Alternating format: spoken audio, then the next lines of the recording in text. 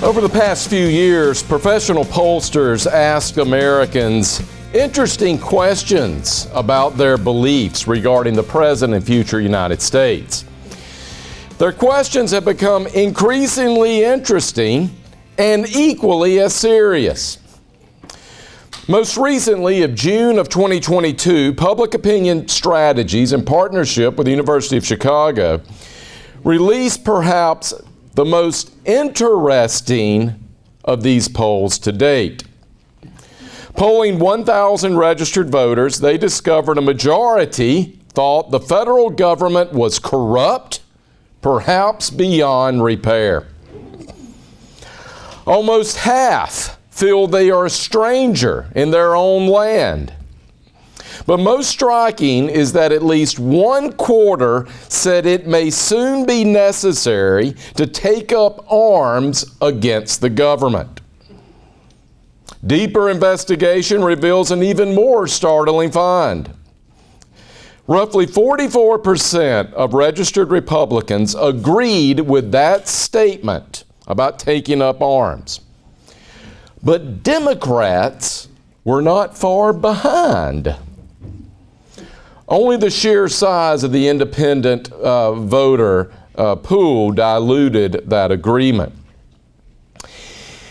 It seems Americans now endorse the idea of secession more today than since the 1850s. And they think less of the federal government and national politics than ever before. For conservatives and libertarians who have campaigned against federal authority now for almost 100 years, it seems Americans are finally coming around. So why are we not happy? Where's the optimism of mainstream conservative organizations? Where's the optimism of this group? It is because we know where this may be heading. Because we, as Southerners, have the Civil War to remember. To be clear, no learned Southerner wants to refight or relive the Civil War, and certainly not go through Reconstruction and the New South again. It was, as Mel Bradford used to say, the late unpleasantness. But now as a country and as a region, we appear to be at a turning point. That turning point occurred a few weeks ago when the United States Supreme Court issued a ruling in the case of Dobbs versus Mississippi. Justice Alito writes in the main opinion held, "The Constitution does not confer a right to abortion. Roe and Casey are overturned, and the authority to regulate abortion is returned to the people and their elected representatives." It is the last phrase, "returned to the people and their elected representatives," that perfectly captures American federalism and the Jeffersonian political tradition that defends it. Further to the point, it reflects the genius, the real genius, the genius in the original Latin sense, the genius that begets or gives birth to everything American. It is return to the people and their elected representatives. Can Americans still live together in peace? We have, with this decision and the potential of more like it, an opportunity to re-engage with genuine federalism. Can we actually pull this off? Can we avoid another unpleasantness? Now, to do so, we must come to terms with some really critical challenges. Those things which we believe are at the core of the problems we face as a country. Conservatives and liberals, left liberals, both the right and the left, offer many explanations for what divides us. But what often ties both the right and the left together is that they insist it is only going to be principles that will unite us. They insist that it must be about ideas. That is, what unites us, says both sides, is comprised of an agenda, a list, a series of steps we must all take, or at least a certain set of virtues. Now, we've been doing this a long time. Both the progressive left and the conservative right have been obsessed with ideas and coming up with lists for generations and generations. We're really good at it. Think about Woodrow Wilson's 14 points, even though that was for a world order.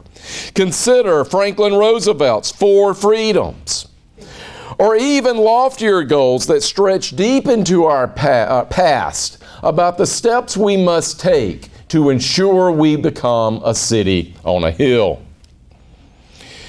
All of these, I think, are best illustrated by the list maker extraordinaire, Abraham Lincoln,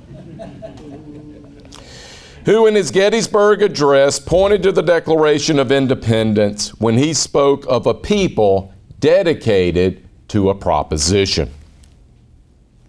A list. In more ways than one, those believing that unity requires dedication to knowable principles probably dates back to at least the French Revolution and revolutionaries' commitments to their own list of liberté, fraternité, and equality. And that's not Pig Latin, that's French if you don't know. Okay. But it goes back even further than that. Perhaps it goes back to the wars of the Protestant Reformation. Perhaps it goes back even further to what the Founding Fathers described as Orientalism, the desire to centralize all authority in all of society. And the only way of achieving that is through a set of ideas. American conservatives have been some of the worst at promoting unity around ideas. The Southern conservative intellectual Richard Weaver published after World War II a book which I believe he wanted to call The Death of the West. Someone will have to correct me on this, but his publisher insisted to call it Ideas Have Consequences. That's right. Death of the West? Yeah. In part, this obsession of conservatives with ideas represents the influence of anti-communists and libertarians who posed that the principles of free market economics is what we had to use against the forces of communism abroad and creeping socialism at home. Not to be outdone, cultural conservatives sought their own way of determining the country's unifying principles. Many pressed for Christian doctrines, only to meet resistance from conservative Jews. And so their arguments shifted to Judeo-Christian values. Then that came under attack, and they compromised. And they said, no, we're protecting Western values, Western civilization from the forces of evil. And we're protecting Western civilization from both communism and left liberalism, which is trying to undermine it. Never mind the fact that both communism and left liberalism originates in Western civilization, specifically Western parts of Europe and the United States. By the 1990s, cultural conservatives had finally settled on a new list of ideas that they lumped together under the term family values, as if we could unite the country all around two-parent households. How do you unite a country around two-parent households? It makes no sense. How can you unite a country around that? In all of this, right and left believe their own rhetoric. They are convinced that the United States is so diverse, we cannot possibly unite the country around any meaningful tradition that would take the country forward.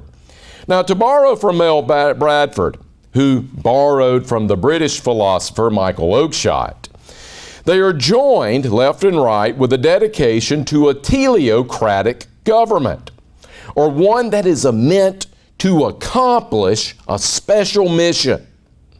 Whether it's expanding the democratic worth of individuals or taking free market capitalism to the world and virtually everything in between. It's teleocratic. There's a telos. It's supposed to take us somewhere.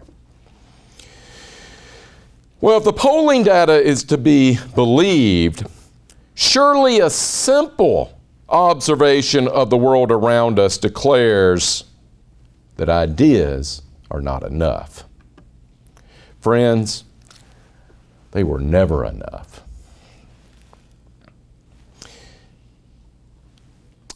I wish to pause and offer a confession. And I'm very serious about this. I have now spent 25 or more years teaching college students, and I have made a fatal mistake. I have really messed up. And I don't think it's necessarily a sin. I don't think I have deliberately promoted an evil. I don't think I have actually violated God's law against my fellow man or against him, but I do believe it's a mistake. And I want to talk to you a moment about that mistake. This is my therapy session. Because I think the mistake I have made is one that is ubiquitous across the American historical profession. And it's probably common in political science and even perhaps in literature classes. You see, folks, every semester, whether it's in the fall or the spring, we reach a point in U.S. history where we get close to Thanksgiving. And in the spring, we just come back from spring break and everybody is looking for the summer. You see, about that moment in the course, we're all tired and we're ready to be done.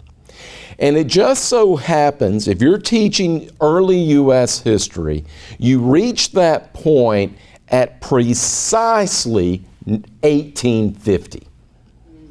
You reach the point where it comes time to explain to American college students why the Civil War takes place, and I glossed over it or ran through it as quickly as I could.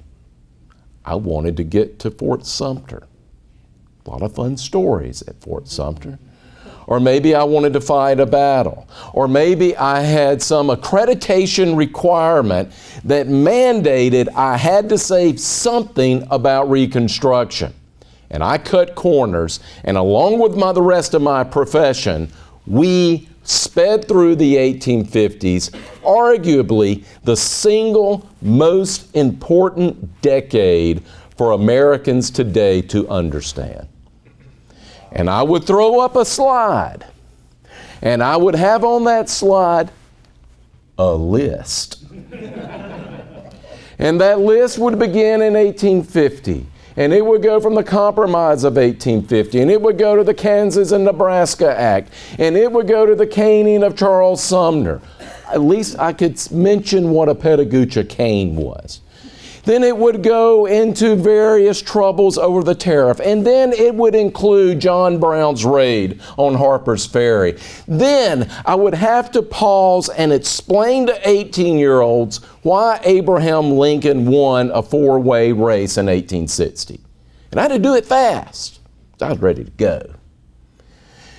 And in my dismissal of those important events, I failed to teach 25 years worth of college students why federalism failed in America. Arguably the single most important lesson I could ever teach my students. That was a mistake. It was a mistake.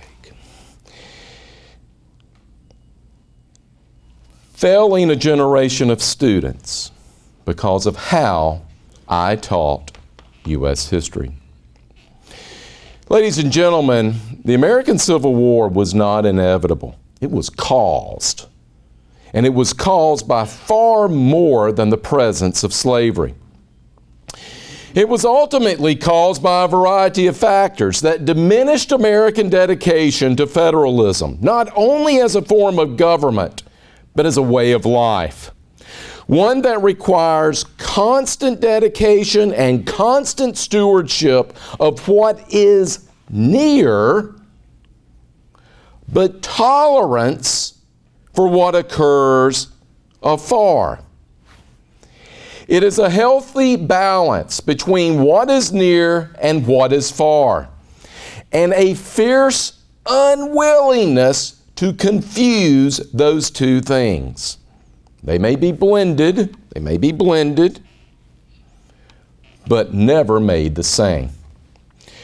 Now, for Americans in general, and what I'd like to do for the next few moments is talk about what Americans in general can do, and then talk for a moment about Southerners as I conclude. For American in general, there are things we can do. We now have the Dobbs decision. We now have an ability to taking this incredibly controversial part of our society and returning it where? To the people and to state legislatures. Well, what can we do if more of these things occur? What can we do to live with federalism? Well, I'm just going to offer a few examples. First, we have to come to terms with the sheer scale of the American people and their territory.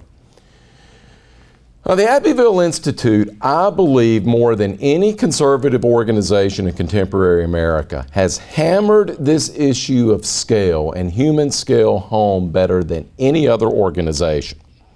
But it is a challenge to get Americans to understand this. I've been looking for polling data to back up what I'm about to say, and I haven't yet found it. But I suspect if we were to ask Americans what is the most populous country in the world, I think most Americans would get it right. They would say China. A smaller number, but I think most would get right the second largest country in the world by population. India. Now, that's going to be a little bit confusing because India is going to pass China in a couple of decades, so we're going to have to figure that one out.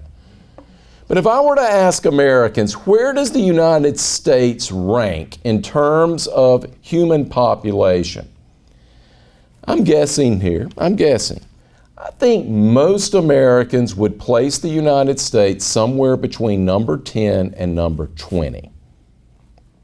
Not because they know, it just feels right. Right? There are other places a lot bigger than the United States. Ladies and gentlemen, the United States of America is the third largest country in the world. And we have been the third largest country in the world since World War II. Everyone in this room has grown up and lived in the third largest country in the world. What does that mean?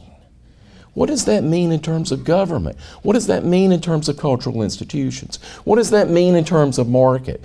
It means something different than living in Austria, which is no bigger than the state of South Carolina. What we are trying to prove, it seems, by trying to solve so many problems at the national level, it's almost like we're living some science fiction novel. It isn't just nationalism, please. It's not just nationalism. It's more than that. It's like romanticism, which is a little different than nationalism. They're combined, but We have a kind of romantic tendency and have had this tendency for a very long period of time. We have a romantic attachment to proving to the world that we can stamp this many people together. As Colin Powell once remarked during the Bosnian crisis when he was Secretary of State, we have a mission in the world to prove that multi-ethnic democracies can survive. But it's more than that. It's as if we think of America. Folks, the United States is not a fantasy novel. We are not engaged in a perpetual war with orcs and monsters coming out of Mordor to turn the world evil. That's not our mission. That is not who we are. This is not science fiction where we are freedom fighters, the resistance, trying to stop Darth Vader. Stop watching those movies and reading those books and seeing ourselves in them. And yet this is precisely how the modern left and the right treat the enormity that is the American people. They all believe that our civilization hangs by a thread and teetering every day toward collapse. The specific and the diverse things that characterize our lives and make them worth living are never enough to the left and the right to keep us together. We must be directed toward a mission. We must have ideas. A second thing that Americans in general must do is commence a concerted effort to both denationalize and depoliticize our lives. Now this is difficult because of the untold amounts of money that is at stake. It is much more costly to lobby 50 state legislatures and thousands of counties to achieve political goals. It's very costly to carry goods and services across so many borders. But American entrepreneurs have always found ways of doing that, but it's still costly. And yes, American entrepreneurs at times have had a lot of political help to get this done, but nothing to the degree that the left and the right insist upon today. Denationalization is federalism. Federalism's hard. It's messy. It's ugly. People will seem selfish and unwilling to sacrifice. But denationalization means that most people will become politically satisfied than they otherwise will, as long as Americans can learn the difference between what is near and what is far. Third, we have to tone down our rhetoric. As Clyde Wilson once explained, now I remember a lot of things that Clyde once explained. I am getting at the age where I'm starting to forget them. And he's at the age where he can't remember them either. So, but Clyde once explained that the Civil War occurred because of the invention of the telegraph, which allowed people to insult each other instantaneously. Social media, but also political organizations and even law firms today can destroy a person's reputation, property, even their life with little to no repercussions. An anonymous individual with nothing more to do than excrete hate and online screams can single-handedly destroy the life and family of an innocent person with whatever lie they wish to post. The damage is instant and it's not easily repaired. And there is currently no serious legal remedy, nor is there any effective manner right now of locating responsibility for these actions. Ladies and gentlemen, this must change.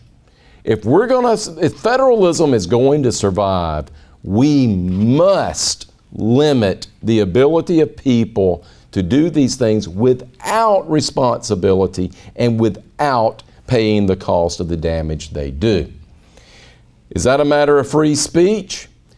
It's going to require some serious questions about that. And I think all of us are probably far more adamant in defending free speech than many folks on the left.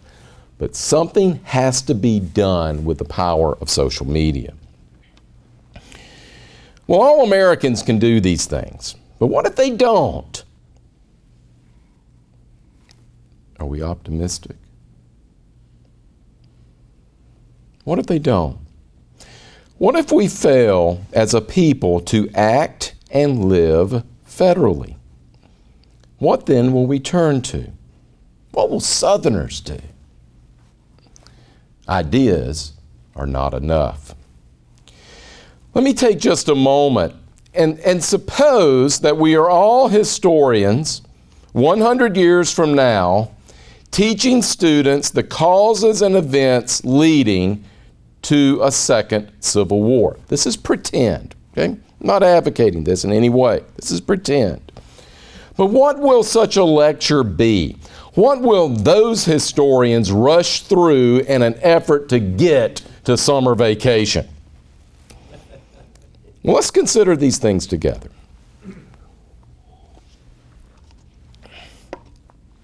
The lecture will likely start in 1992 with the election of William Jefferson Blythe Clinton and the end of the Cold War. Why Clinton? It's because Bill Clinton was the first baby boomer president raised in the New Left. Clinton had little ideological agenda, and he could strike deals if necessary. He was the last Southern president born to Southern parents, we think, right? We know his mother was. Yet Clinton willingly gave free rein to New Left ideologues as long as he could ingratiate his sexual cravings, enrich family and friends, and fill the insatiable desire for power of his wife, who he commonly referred to as Hillary. It was Clinton who pushed through NAFTA and the Mexican peso bailout, which future historians will likely treat as the great sellout of working class Americans. The second thing will be the election of George W. Bush. It may be next. And perhaps serious historians will point out that it was George W. Bush who was the last president to have a chance to reform the Social Security system, which was on track then to become and will eventually be the single largest reason for expanding federal debt. I suspect most of us in this room probably forget that Social Security was one of the leading campaign issues of the 2000 election. People actually talked about reforming Social Security. They tried to figure out the math. We've long since given up on the math. The terror attack of September 11th will no doubt figure prominently in future histories. It led to the empowerment of federal and state authorities beyond anything seen up to that point. It led to 2 wars in Iraq and Afghanistan, neither of which seemed to accomplish the lofty goals that we set out to achieve, and one of which clearly ended in defeat. Most important, the wars produced an anti-war movement that grew in strength and actually included large numbers of people irrespective of ideological and partisan leanings.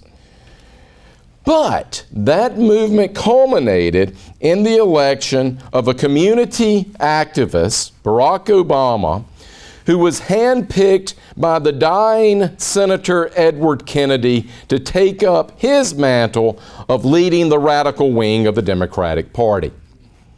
And because of that anti-war movement and the failure of the Republicans to offer substantial candidates, Barack Obama was elected and re-elected president. Now, Obama's role in the Great Recession might be covered by future historians, but overall his role was relatively minor. At least that's what we think the records show right now. But what was important was Obama's work with Speaker of the House Nancy Pelosi to push forward the Affordable Care Act. And push forward they did with gusto. In many unscrupulous ways, with little regard to legislative rules. They pushed it through without even careful scrutiny of its consequences.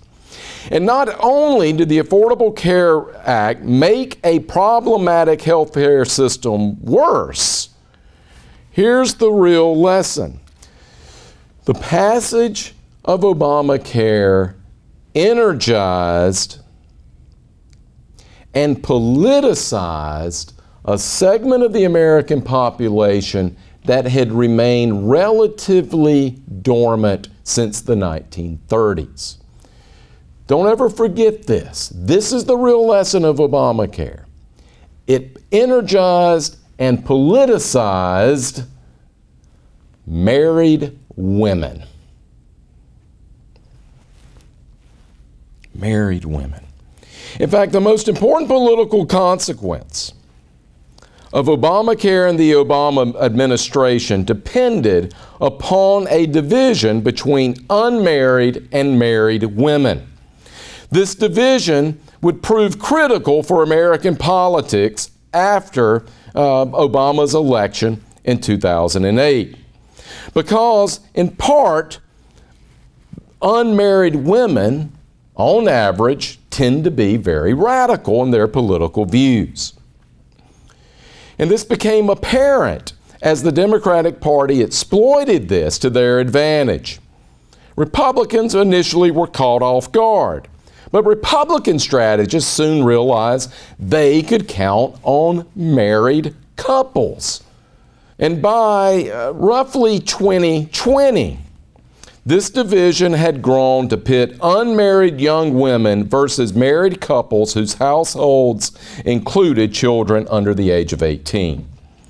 These two sides became the two incommensurate poles of American politics. Ladies and gentlemen, their interest cannot align in any meaningful way. Cannot align in any meaningful way. Ideas are not enough. There are no ideas that can unite unmarried women and married households with children under 18. Can't happen. Those who monitored the gubernatorial race in Virginia that recently occurred, we saw that play out. No set of ideas can bring these two sides together. Now, I would actually like to leave aside the 2016 election in this future history lecture, and I'd like to leave aside, if I can, the ferocity of opposition against President Donald Trump. Except to say that the resistance consciously made Donald Trump an example of everything they had been teaching Americans would destroy democracy.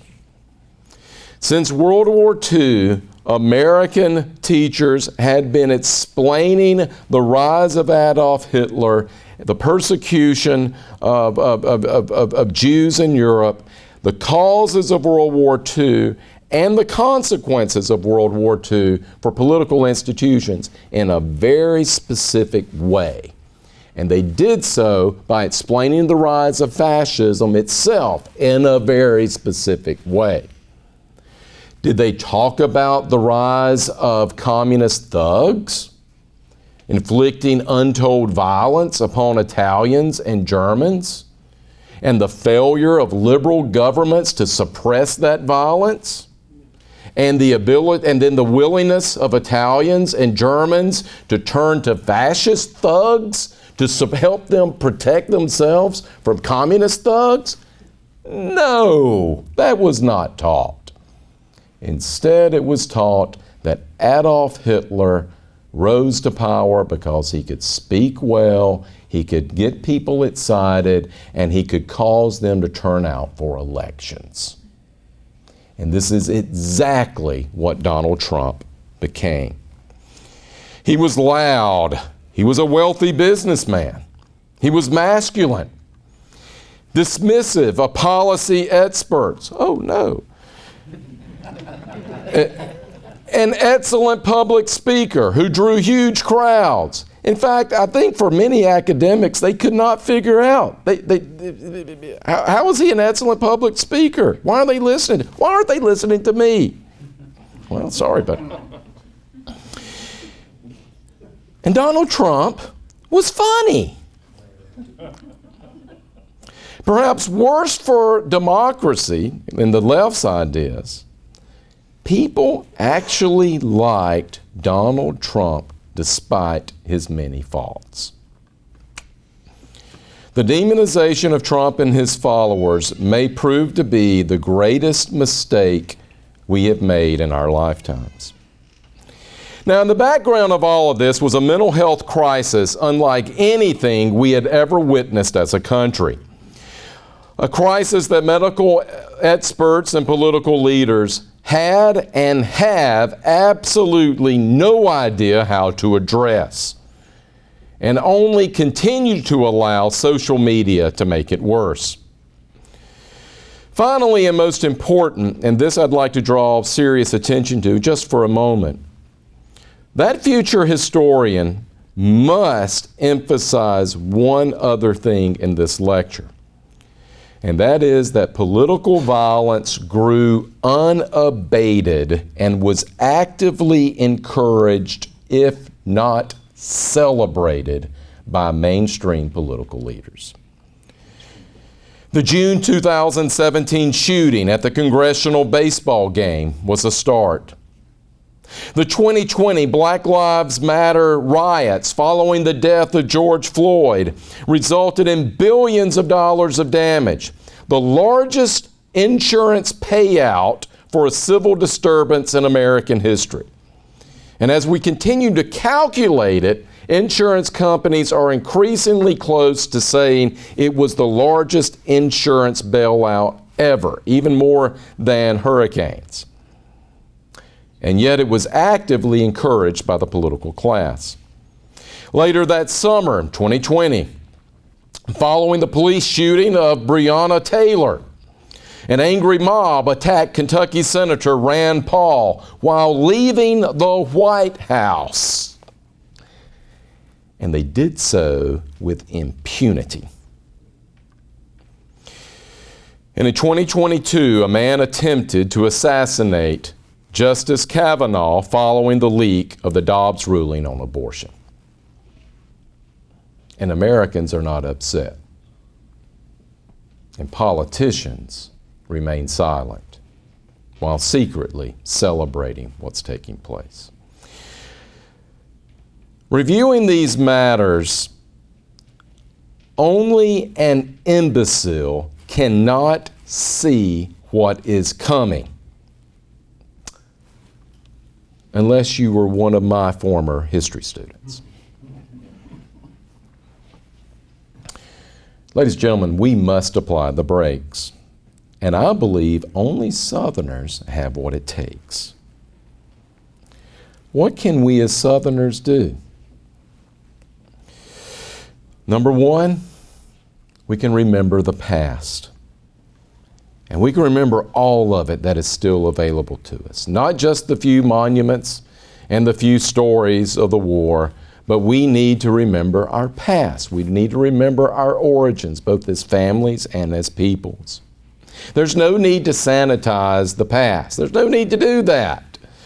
We know the Jeffersonian conservative tradition is not the only one in the South. And it's just what we consider to be the most important, because we believe it best captures the relationships that characterize Southern culture and ensuring that those things prosper, the things that are honorable and just in the South. We believe this tradition is what achieves that.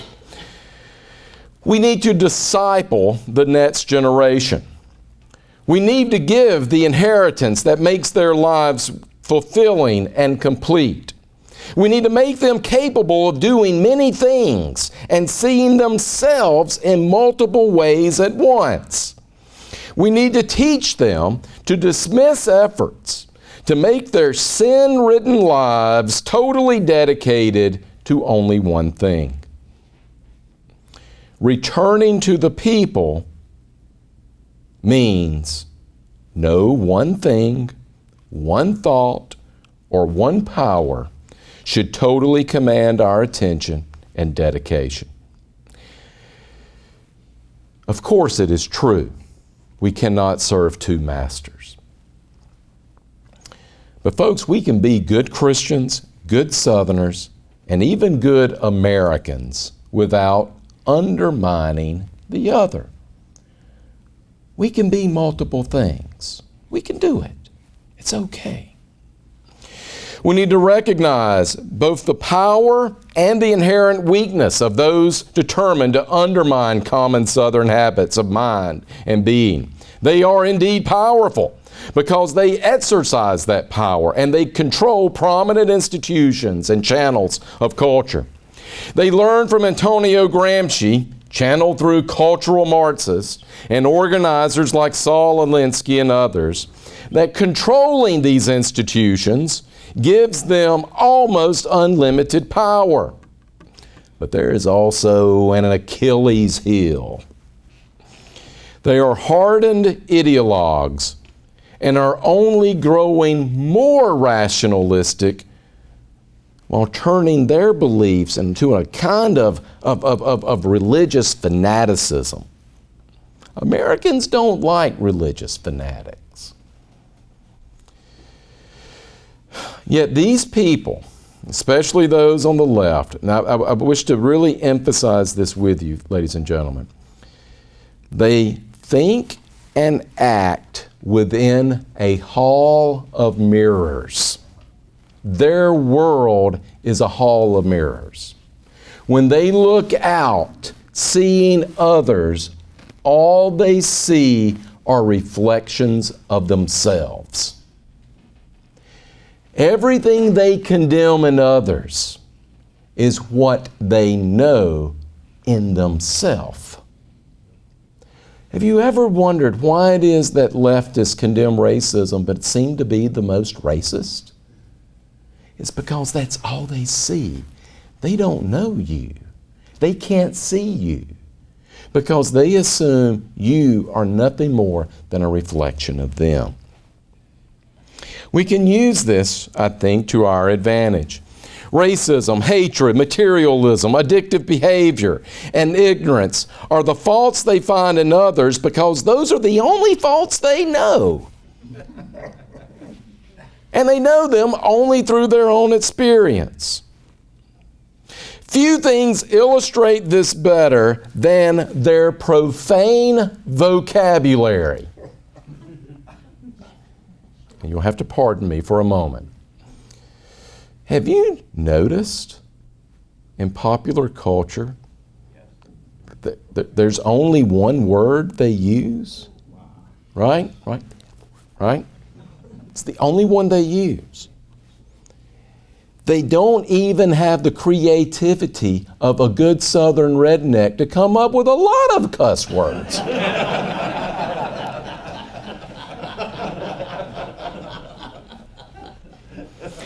Nearly everything they say or curse about others is most often true only of themselves. We need to bless the next generation.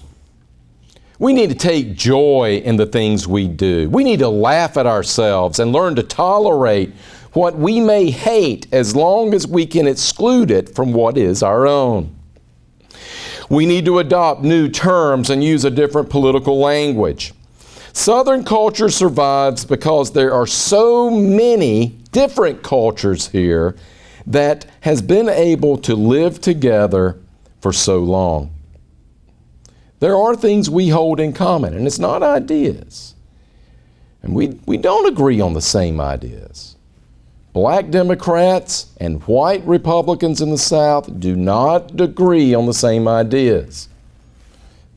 But we eat the same thing. We sing the same songs. On a warm summer night, we are prone to go outside and walk in our yards and down our roads, listening to the crickets sing and hearing the whippoorwills as they call out into the night.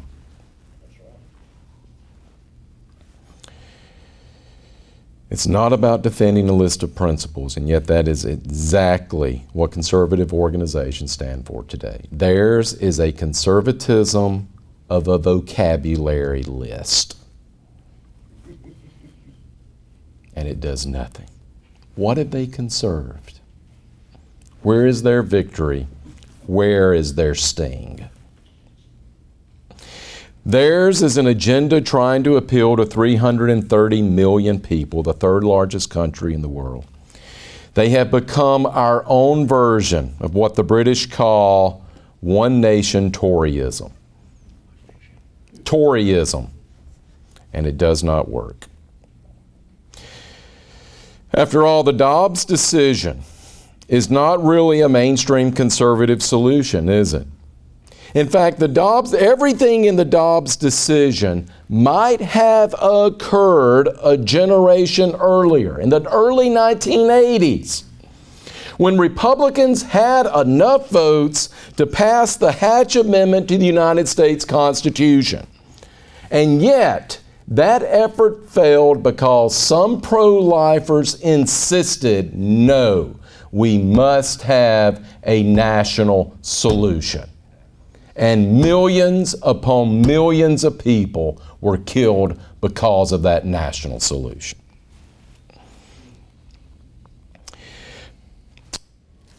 Many conservatives, and this is particularly true among my side of it, evangelical Christians,